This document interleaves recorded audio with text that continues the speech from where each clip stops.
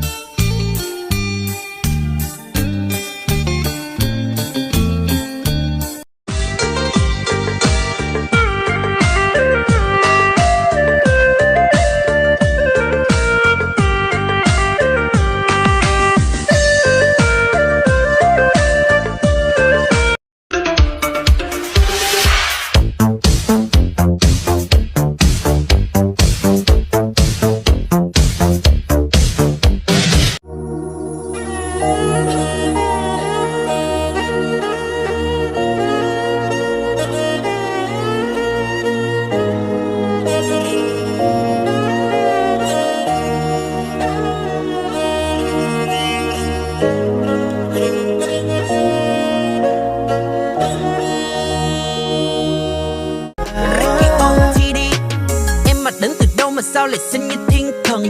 Anh là trai miền Tây còn gọi là thanh niên chuyên cần. Mỗi khi đi bên em anh thấy tim anh phấn chấn. Anh không muốn rời xa baby, anh muốn thường xuyên gần. Hãy để anh đến đón em.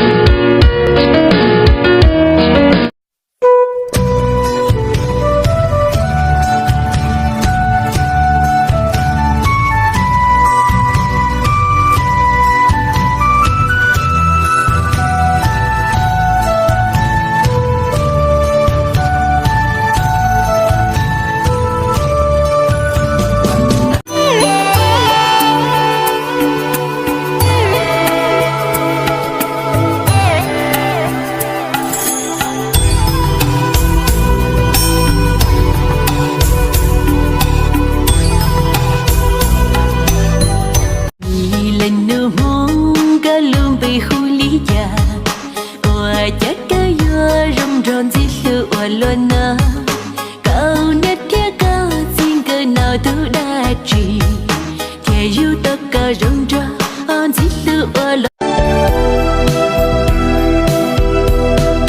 既然两情有相约，我们就此定百年，谁也哪能不会呀放开手，相互。